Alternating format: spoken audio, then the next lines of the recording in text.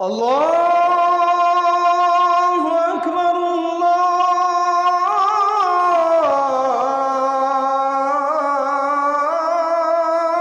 আকবার। রব্বুল আলামিন বলেন, ফাবিমা রাহমাতিম মিনাল্লাহি লিনতা লাহুম ওয়ালাউ কুনতা ফাযযান গালিযাল কলবি লানফাদু মিন হাওলিক। আল্লাহ বললেন, নবী, আপনার প্রতি আমি আল্লাহ তাআলা যত রহম করেছি তার মধ্যে উত্তম একটা রহম হচ্ছে আমি আল্লাহ তাআলা আপনার অন্তরটাকে একদম নরম বানিয়ে দিয়েছি। ওয়ালাউ কুনতা ফাযযান গালিযাল কলব, যদি আপনার অন্তরটা শক্ত হতো, আপনি যদি ভালো ব্যবহার করতে না জানতেন, আপনার মেজাজ যদি সবসময় খারাপ থাকতো, আপনার মুখের ভাষা যদি কর্কশ থাকতো, লানফাদু মিন হাওলিক, তাহলে যে সাহাবীরা আপনাকে না দেখলে পাগলের মতো হয়ে যায়, আপনার কাছে আসতে দেরি হলে যে সাহাবীদের মন উতলা হয়ে যায়, আপনার ব্যবহার যদি খারাপ থাকতো, এই সাহাবীরা আপনার ধারে কাছেও কেউ আসতো না। কথা কি ঠিক কিনা? আমার ঘরে খাবার নাই, আমার কি ঠেকা পড়েছে মসজিদে নববীতে গিয়ে রাসূলের কাছে গিয়ে বসে থাকতে? সাহাবায়ে কেরাম সব ফেলে রেখে রাসূলের কাছে এসে বসে থাকতেন। আসহাবে সুফফার ৭০ জন সাহাবী তো সব পরিত্যাগ করে রাসূলের কদমে এসে বসে থাকতেন। কারণ কি? কারণ হচ্ছে তার উত্তম ব্যবহার। তার উত্তম ব্যবহার ম্যাগনেটের মতো আকর্ষণ করে মানুষকে টেনে ধরে। সুবহানাল্লাহ। আজ আমাদের আলোচনা রাসূলের ব্যবহার সম্পর্কে, এবং আলোচনার শুরুতে আমরা দোয়া করি, আয় আল্লাহ, রাসূলের মতো উত্তম ব্যবহার তুমি আমাদের, যাদের দিলটা শক্ত, আমাদের যাদের ব্যবহার খারাপ, আমাদেরকে তুমি দান করে দিও। উত্তম ব্যবহার আল্লাহর কাছে চান না? চান না? তাহলে একটু জোরে বলেন আমিন। উত্তম ব্যবহারটা অনেক বড় নেয়ামত। অভদ্র ব্যবহার এটা আপনার একটা গজব। আর উত্তম ব্যবহার যদি আপনি করতে পারেন, তাহলে বুঝবেন যে এটা আপনার প্রতি আল্লাহর অনুগ্রহ, যে আল্লাহ আপনাকে দিয়ে উত্তম ব্যবহার করাচ্ছেন। মানুষের অন্তরটা, রাসূল বলেন, আল্লাহর দুটি আঙ্গুলের মধ্যে, এটা আল্লাহর আঙ্গুলের নাড়াচাড়ায় পরিবর্তন হয়। তাহলে আমি যে উত্তম ব্যবহার করতে পারি না, এটা আমার ব্যর্থতা, তার মানে আল্লাহ আমার প্রতি রাগান্বিত। আর যে ব্যক্তি উত্তম ব্যবহার করতে পারে, বুঝতে হবে আল্লাহ তার প্রতি সন্তুষ্ট, যার ফলে তার হৃদয়টা আল্লাহ নরম করে দিয়েছে, সে মানুষের সাথে উত্তম ব্যবহার করতে পারছে। রাসূলের উত্তম ব্যবহার কেমন ছিল দেখুন। রাসূল সাল্লাল্লাহু আলাইহি ওয়াসাল্লামের খুব কাছের একজন সাহাবী, নাম আনাস। কি নাম? আনাস। আল্লাহর হাবিব যখন মদিনাতে গেলেন, মদিনাতে যাওয়ার পরে মদিনার আনসারী সাহাবীরা সাধ্য অনুযায়ী রাসূলকে হাদিয়া তোহফা দিচ্ছিল। যার যতটুকু সাধ্য রাসূলকে তা দিয়ে বরণ করছিল, রাসূলকে হাদিয়া তোহফা দিচ্ছিল। একজন নারী, তার নাম উম্মে সুলাইম, আনাসের মা। তিনি তার শিশু বাচ্চা আনাস, তখন তার বয়স ছিল মাত্র ৭ বছর। ৭ বছরের বাচ্চা আনাসকে উম্মে সুলাইম রাসূলের কাছে নিয়ে এসেছে, বলল, ইয়া রাসূলুল্লাহ, সকল মানুষ আপনাকে সাধ্য অনুযায়ী হাদিয়া তোহফা দিচ্ছে, আমি গরিব মহিলা, আমার আপনাকে হাদিয়া দেওয়ার মতো তেমন কিছুই নাই। তবে আমার একটা ছেলে আছে, এই যে আনাস, আমার বাচ্চাটার বয়স ৭ বছর। ও নবী, খুব বড় আশা নিয়ে এসেছি, মেহেরবানি করে আপনার খেদমতের জন্য আমি আমার কলিজার টুকরো আনাসকে আজকে থেকে ওয়াকফ করে দিলাম। বয়স কত আনাসের? বয়স কত আনাসের? এবার আনাস কি বলেন আনাসের ভাষায় দেখেন। এতক্ষণ আনাসের মায়ের কাহিনী বললাম, এবার আনাসের কথা দেখেন। আনাস বলেন, খাদামতুন নবী সাল্লাল্লাহু আলাইহি ওয়াসাল্লাম 10 সিনিন ফাওয়াল্লাহি লা ক্বালা লি উফিন কত্তু। আনাস বলেন 7 বছর বয়সে আমার মা রাসূলুল্লাহর কাছে আমাকে দিয়েছিলেন তার খাদেম হিসাবে। খাদেমের কাজ কি? খাদেমের কাজ আনলিমিটেড। আমি যেটা বলবো ওটাই তো খাদেমের কাজ। আমি যখন যেটা করতে বলবো সেটা করাই তো খাদেমের কাজ।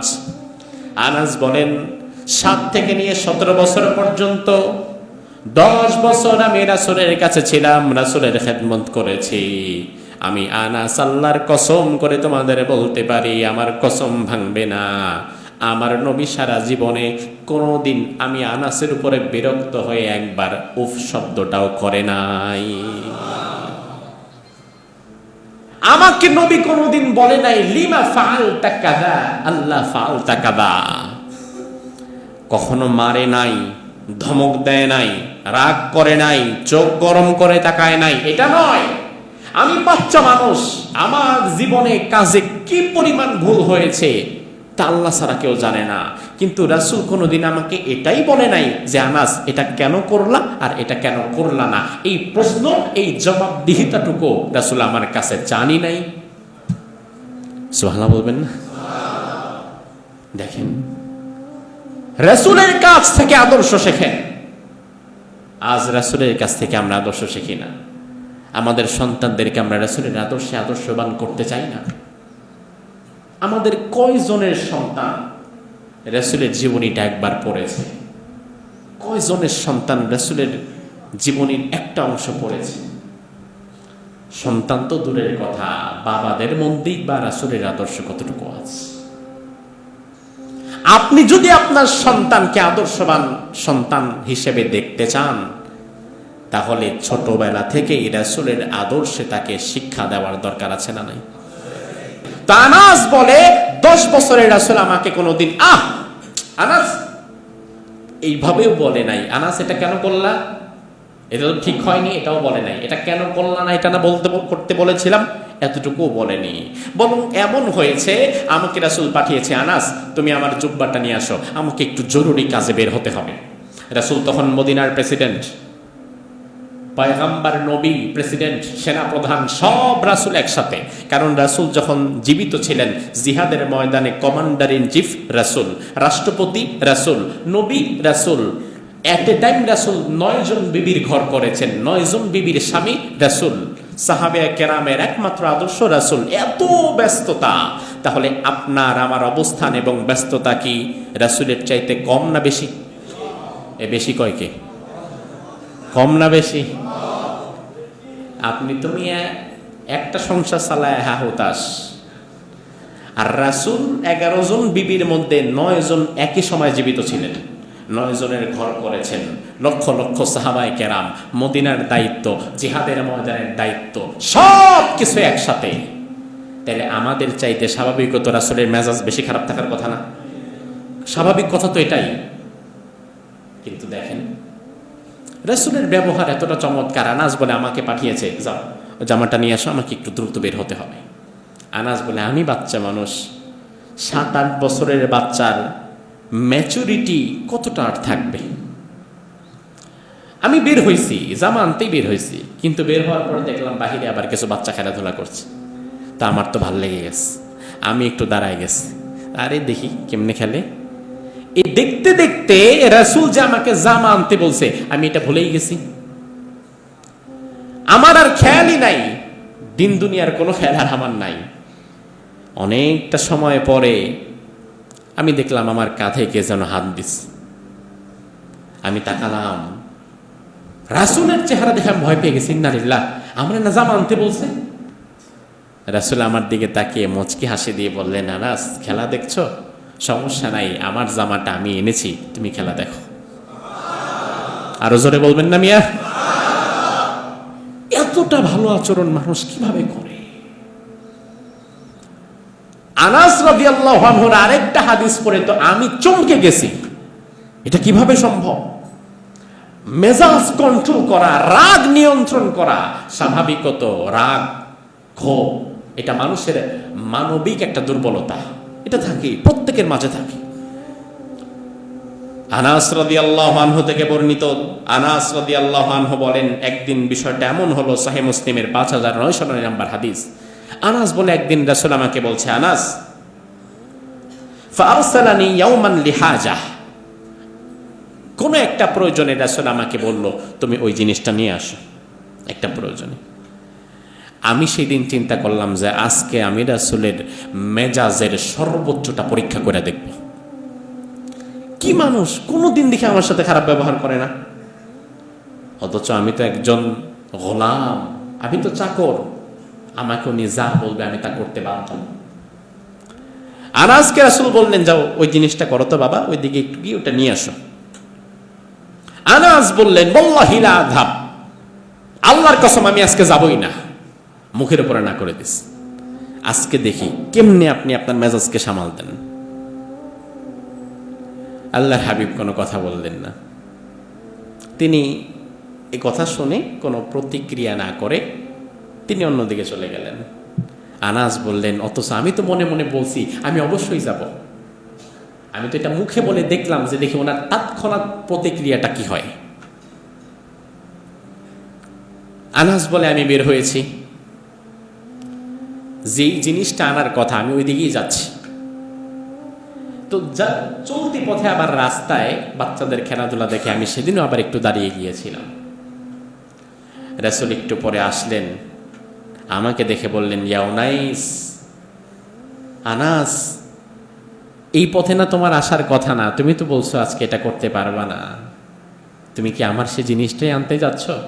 আনাস বলে ইয়া রাসূলুল্লাহ আমি অবশ্যই আপনার ওই জিনিসটা আনতেই যাচ্ছিলাম। ফাযাহিকান নবী, রাসূল মুচকি হাসি দিলেন। এবার আপনি আপনার অবস্থানের আলোকে মিলান। আপনার অধীনস্থ ঘরের মধ্যে কিছু মানুষ থাকে, আপনার ঘরে কাজের ছেলে আছে, কাজের মেয়ে আছে। এখন তো মোটামুটি যারা মধ্যবিত্ত তারাও ঘরে কাজ সহজ করার জন্য একটা কাজের মেয়ে রাখে, কাজের ছেলে রাখে। আপনার কাজের মেয়ে কাজের ছেলে যদি কোনোদিন বলে, আপনি বললেন এই ওই রুম থেকে আমার ওই টুপিটা নিয়ে আসো তো, বা পানির জগটা নিয়ে আসো, যদি আপনার দিকে তাকায় বলে পারবো না আমি, ওই মুহূর্তে আপনার হাত আর ওর গাল, কথা কি মিথ্যা না সত্য? মেজাজ খারাপ হয়ে যাবে তৎক্ষণাৎ। পারবি না মানে বেয়াদবি করতেছিস, মুখে মুখে কথা, বেরো, ঠাস করে একটা থাপ্পড় দিয়ে দিবেন। এটা তো সে যদি বলে পারবো না তাইলে। কাজের মেয়ে কাজ করতে গিয়ে কাছের গ্লাস একটা ভেঙে ফেলেছে, কাছের গ্লাস ভাঙার অপরাধে তার পিঠে খুন্তি পুরায়া সেকা দেয়, এমন ভদ্র মানুষ আছে না? এমন ঘটনা শোনেন না? আহা, আহারে হতভাগা, ওই ছোট্ট কাজের মেয়ে ছোট্ট কাজের ছেলে, ওর বাসায় যদি অভাব না থাকতো তাহলে সে কোনোদিন তো তোমার বাড়িতে আসতো না। একটা মা একটা বাবা কোনোদিন তার কলিজার টুকরোকে এত অল্প বয়সে তোমার ঘরে কাজ করতে পাঠাতো না। এটা আশায় প্রমাণ করে সে খুব দেয়ালে পিঠ থেকে যাওয়ার পরে এসেছে। আজ তুমি তার সাথে যে ব্যবহার করলা, আজ তোমার ঘরে তাকে গরিব বানিয়ে তোমার ঘরে যেই আল্লাহ পাঠিয়েছে, সেই আল্লাহ কিন্তু চাইলে তোমার পরবর্তী প্রজন্মকে আরো গরিব বানায় তার ঘরেও পাঠাতে পারে, নাকি পারে না? ভুলে যাও কেন ভাই? আজ থেকে 150 বছর আগে এই অঞ্চলগুলোতে যারা খুব প্রভাবশালী ছিল, আজকে 150-200 বছরের ব্যবধানে তুমি দেখো তাদের দ্বিতীয় তৃতীয় বা তাদের পরবর্তী প্রজন্ম ভিক্ষা করে খায়, ভাত পায় না, জুতা সেলাই করে খায়, মুসিগিরি করে খায়, কামার কুমারিগিরি করে খায়। অথচ এরা বাংলার 12 ভূঁইয়ার এক ভূঁইয়ার বংশধর, এরা বাংলার এক সময়ের নবাবদের বংশধর, যাদের সামনে দিয়ে মানুষ ছাতা মাথায় দিয়ে যেতে পারতো না। আজকে তার কয়েক পরবর্তী প্রজন্ম তো ভাতও পায় না। আবার 150-100 বছর আগে যাদের পায়ের নিচে জুতা কেনার টাকা ছিল না, তারা আজকে 1000 কোটি টাকার মালিক হয়ে গেছে। এমন দৃশ্য আছে না নাই? তাহলে তুমি কার জন্যই খারাপ ব্যবহার আর এই জুলুম করছো মানুষের উপরে? রাসূলের আদর্শ থেকে শিক্ষা নাও।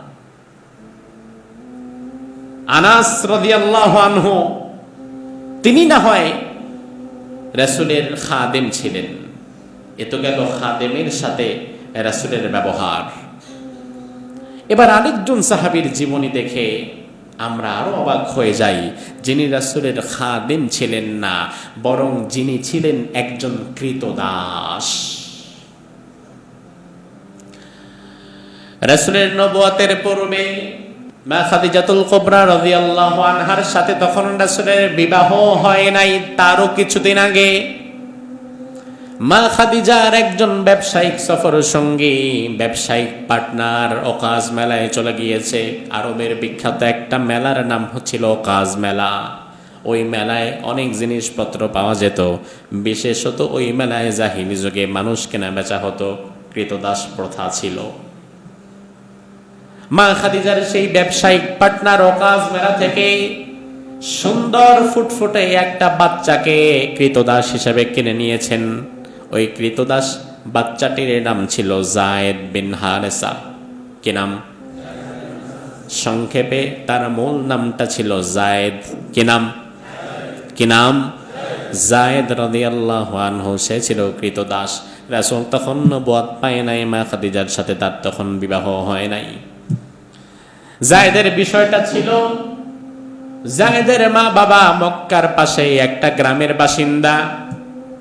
কোথাও যাওয়ার পথে হঠাৎ ডাকাত দল যায়েদের মায়ের উপরে হামলা করে। বর্তমান রাস্তায় ডাকাতি হলে যেমন মোবাইল নেয়, টাকা পয়সা নেয়, ১৫০০ বছর আগের জাহিলি যুগে ডাকাতেরা তখন টাকা পয়সা মোবাইল তো পাইতো না, তখন কোলের বাচ্চাটারে ছিনায় নিয়ে বিক্রি করে দিত। মায়ের কোল থেকে বাচ্চা যায়েদকে ডাকাত দল ছিনিয়ে নিয়ে ওকাজ মেলায় বিক্রি করে দিয়েছে। ওই ওকাজ মেলা থেকে আবার খাদিজার একজন ব্যবসায়িক পার্টনার সেটা কিনে নিয়েছে। কিনে এবার খাদিজা রাদিয়াল্লাহু আনহাকে গিফট করেছে যে ম্যাডাম এটা আপনি নেন, এটা আপনি রাখেন, আমি ওকাজ মেলা থেকে কিনেছি, এটা আপনারে হাদিয়া দিলাম, গিফট করলাম, উপহার দিলাম, এই গোলামটারে এবার আপনি রাখেন, আপনার যে কোনো কাজে লাগান। যায়েদ রাদিয়াল্লাহু আনহু বলেন, রাসূলুল্লাহর সাথে যখন মা খাদিজার বিবাহ হয়, বিবাহ হওয়ার পরে আবার মা খাদিজা তিনি এই গোলাম যায়েদকে, এই কৃতদাস যায়েদকে রাসূলের হাতে তুলে দিয়ে বলেন, ও আল্লাহর, ও আমার স্বামী মুহাম্মদ ইবনে আবদুল্লাহ, এতদিন এই কৃতদাস যায়েদ আমার খেদমত করেছে, এখন থেকে কৃতদাস যায়েদকে আমি আপনার উপহার হিসাবে দিয়ে দিলাম। তখনও কিন্তু রাসূল নবুয়ত পান নাই। ও ভাই আমার, রাসূলের উত্তম চরিত্র নবুয়তের পরে শুরু হয়েছে এমন নয়, বরং নবুয়তের আগেও রাসূলের উত্তম চরিত্র ছিল কিনা? সেটা যদি না থাকতো রাসূলকে কোনোদিন জাহিলি যুগের মানুষ আল আমিন বলতো? আল আমিন বলাই প্রমাণ করে রাসূলের উত্তম আদর্শ নবুয়তের আগে থেকেই। এবার মা খাদিজার ঘরে আর নবী মুহাম্মাদের ঘরে কৃতদাস যায়েদ থাকছে, খাচ্ছে, লালন পালন করছে।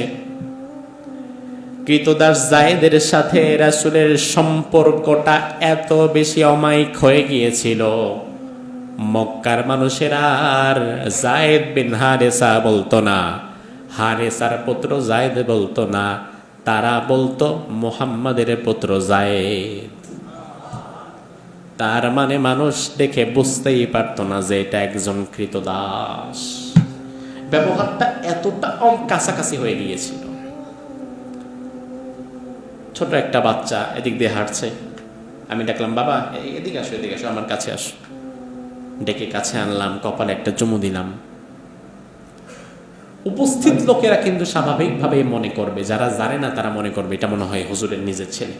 তো যায়েদের সাথে রাসূলের ব্যবহারের উত্তম নমুনা এমন পর্যায়ে গিয়েছিল, মক্কার লোকেরা তো জানতো যে এটা রাসূলের ছেলে না, তবুও এত সুন্দর ব্যবহার একজন মানুষ কৃতদাসের সাথে করে কিভাবে? এজন্য তারা জানার পরেও বলতো এটা বোধহয় মুহাম্মাদেরই আরেকটা পুত্র, যায়েদ বিন মুহাম্মদ বলে ডাকতো। একদিন মক্কা নগরীতে যায়েদের সেই গ্রাম থেকে এক ব্যক্তি এসেছে কোন একটা কাজে। আসার পরে সেখানে যায়েদকে দেখেছে, দেখে চিনে ফেলেছে। ওই ব্যক্তি যায়েদের কাছে গিয়ে বলল, তোমার নাম কি? বলে যায়েদ। তোমার বাবার নাম কি? বলে হারেসা। ও যায়েদ বিন হারেসা, তুমি আমাকে চিনতে পেরেছো কিনা? আমি তোমার গ্রামের সেই চাচা, তোমার মা বাবা বহু বছর আগে তোমাকে হারিয়ে ফেলার পর থেকে কাঁদতে কাঁদতে পাগলের মতো হয়ে গেছে রে জায়েদ। ও জায়েদ, তোমার আর কষ্টের কোনো কারণ নাই। তুমি কোথায় থাকো আমারে বলো, অতি শীঘ্রই তোমার মা বাবা তোমার কাছে চলে আসবে তোমারে নিয়ে যাওয়ার জন্য। জায়েদ বলল, কোথায় থাকি শুনবেন। এই যে ঘরটা দেখেন, এই ঘরে আমার একজন বাবা আছে, আমার বাবার নাম মুহাম্মদ। ওই ঘরে আমার একজন মাও আছে, আমার মায়ের নাম হচ্ছে খাদিজা। ওই ব্যক্তি গ্রামে ফিরে গেলেন। গ্রামে যাওয়ার পরে জায়েদের মা বাবাকে ডেকে বললেন, তোমার ছেলের সন্ধান পেয়েছি, তাড়াতাড়ি যাও নিয়ে এসো। কোথায় আছে? মক্কায় আছে। কার ঘরে আছে? আব্দুল্লাহর পুত্র মুহাম্মাদের ঘরে আছে। জায়েদের পরিবার অর্থকরী সহ পুরো পরিবার চলে এসেছে মক্কায়, জায়েদকে নিয়ে যাবে। রাসূলের ঘরের কাছে এসেছে।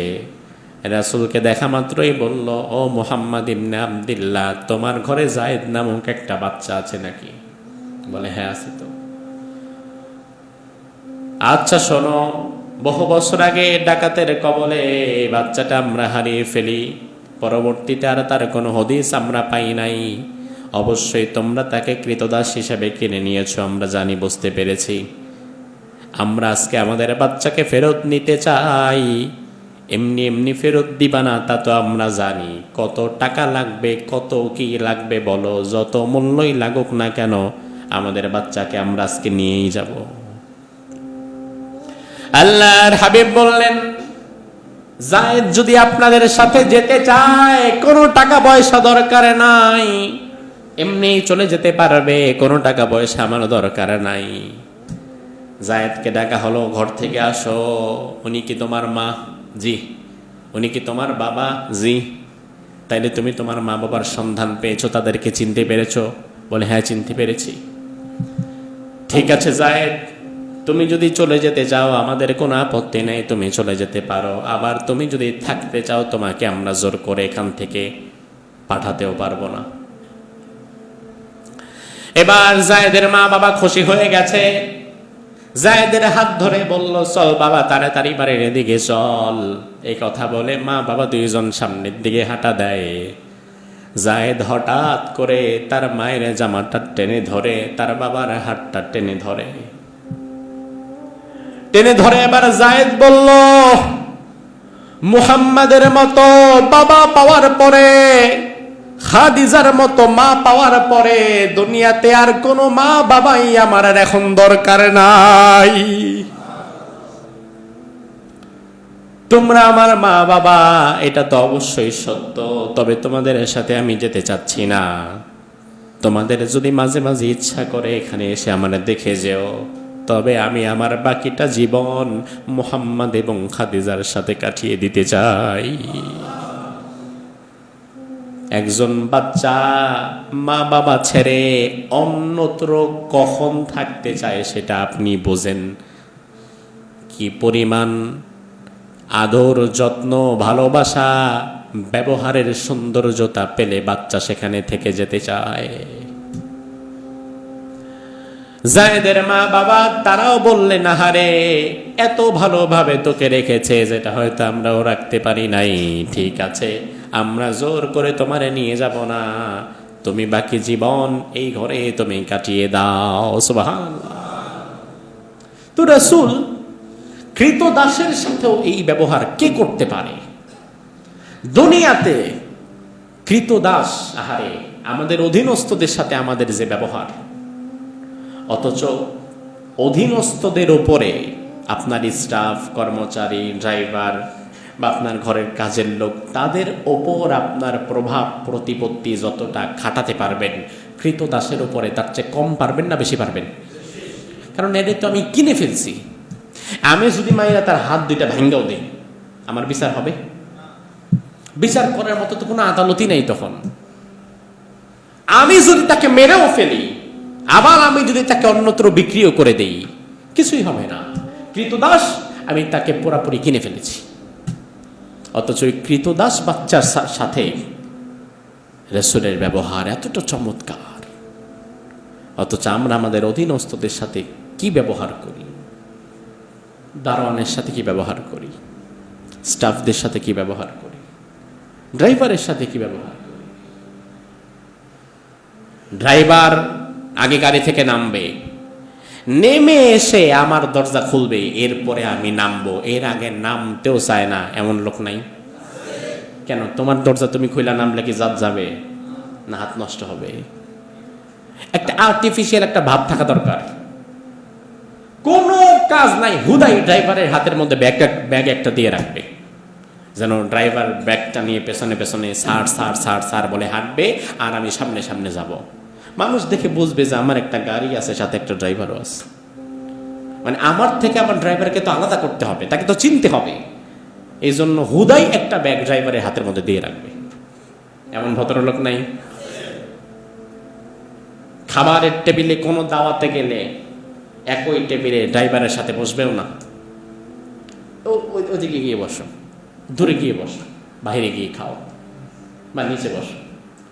অর্থাৎ ড্রাইভারের সাথে এক টেবিলে বসে আপনি খেতেও চান না, অথচ সে আপনার কৃতদাস না, কর্মচারী, জাস্ট আপনার একটা কাজে সে আপনাকে সহযোগিতা করছে, অথচ তার সাথেই আপনার ব্যবহার এত খারাপ। তাহলে বাকিদের সাথে আপনার ব্যবহার কোন পর্যায়ে?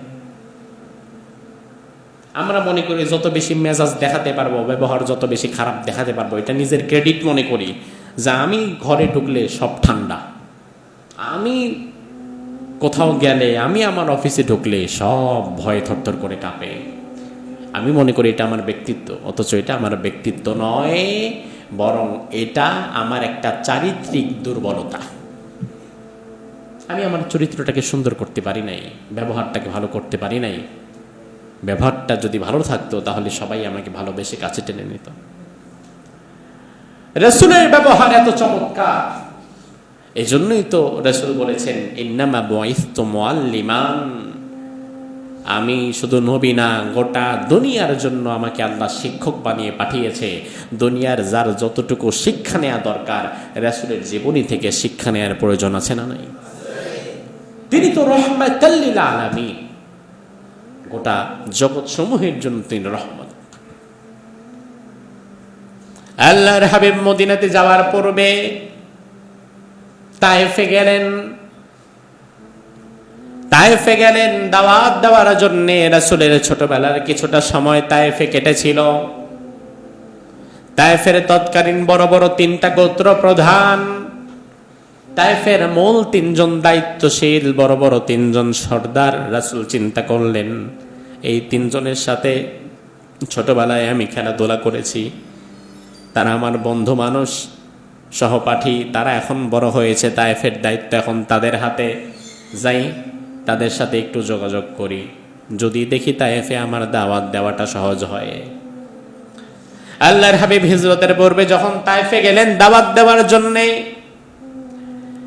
বুক ভরা আশা নিয়ে গেলেন, তবে সবচেয়ে বেশি অত্যাচার এবং কষ্টই তিনি তায়েফ থেকে পেলেন। আশা যতটা নিয়েছিলেন সবটাই নিরাশায় পরিণত হলো।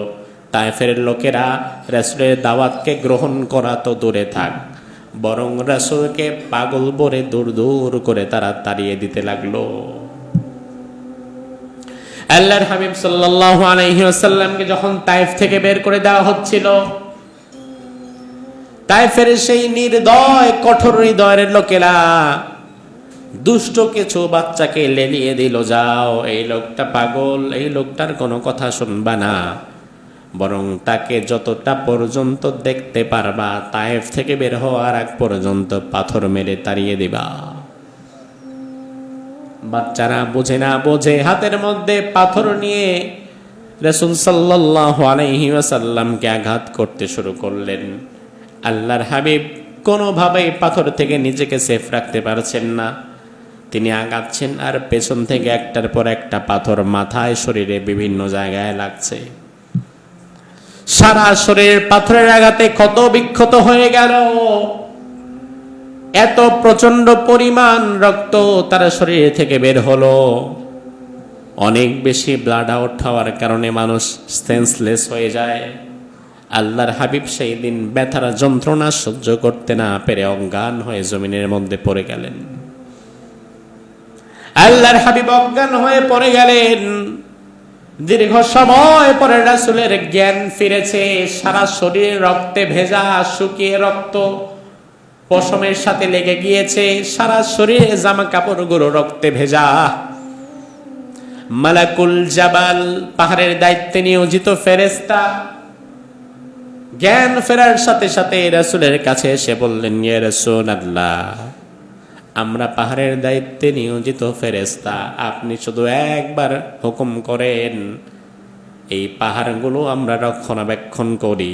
আপনি শুধু একবার বলেই দেখেন, এই পাহাড়গুলো চাপা দিয়ে আমরা তায়েফবাসীকে দুনিয়া থেকে বিদায় করে দেব।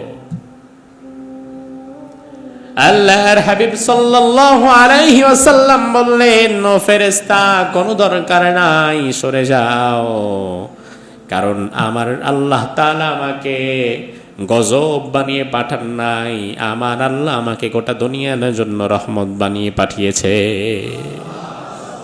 এই জন্যই আল্লাহ কোরআনের মধ্যে বললেন, ওয়ামা আরসালনাকা ইল্লা রাহমাতাল লিল আলামিন। ও নবী, গোটা দুনিয়ার জন্যই আমি আপনাকে রহমত বানিয়ে পাঠিয়েছি। সুবহানাল্লাহ। আমার ভাইরা, একটা বিষয় লক্ষ্য করেন, এখান থেকে একটা বিষয় শিক্ষা নেন।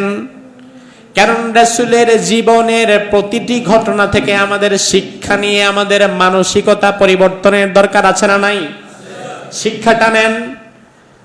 আল্লাহর হাবিবকে মালাকুল জাবাল, পাহাড়ের দায়িত্বে নিয়োজিত ফেরেশতারা যখন এসে বলছিল, আল্লাহর নবী, আপনি শুধু হুকুম করেন, আমরা তায়েফবাসীকে পিষে ফেলতে পারি, এই ক্ষমতা আমাদের আছে। এত কষ্ট যারা আপনাকে দিয়েছে, আপনি শুধু একবার বলেন, তাদেরকে আমরা মেরে ফেলবো, সব শেষ হয়ে যাবে এক মুহূর্তেই। আল্লাহর হাবিব কিন্তু তখন চাইলে বলতে পারতেন, কি ব্যাপার ফেরেশতা, যখন আমাকে একটার পর একটা পাথর মারা হয়েছে, তখন তোমরা কোথায় ছিলে? তোমরা তো পাহাড়ের দায়িত্বে নিয়োজিত, পাহাড়ের ওপরেই তো ছিলে, এখানেই তো ছিলে, কাছেই তো ছিলে।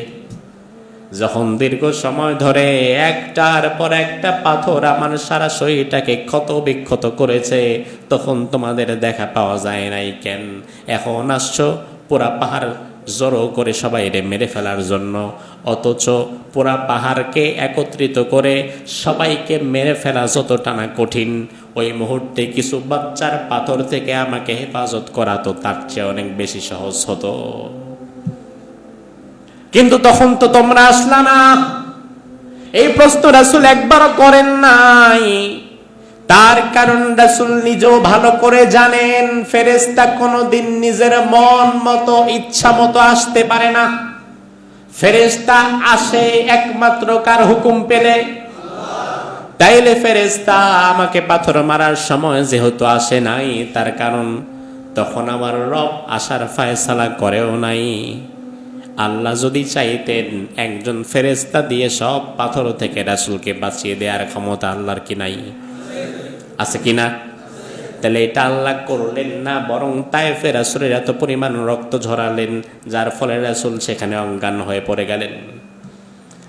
আল্লাহ রাব্বুল আলামিন বুঝিয়ে দিলেন, উম্মতেরা, আমার নবীর জীবনী থেকে শিক্ষা নাও। রবিউল আউয়াল মাস আসছে, ঈদে মিলাদুন নবী পালন করে জিলাপি খাবা, খিচুড়ি খাবা, মিছিল করবা, আর জশ্নে জুলুস করবা, আনন্দ ফুর্তি করবা। এটা রাসূলের জীবনী থেকে শিক্ষা না, বরং রাসূলের জীবনী থেকে তোমার শিক্ষা নেওয়া লাগবে।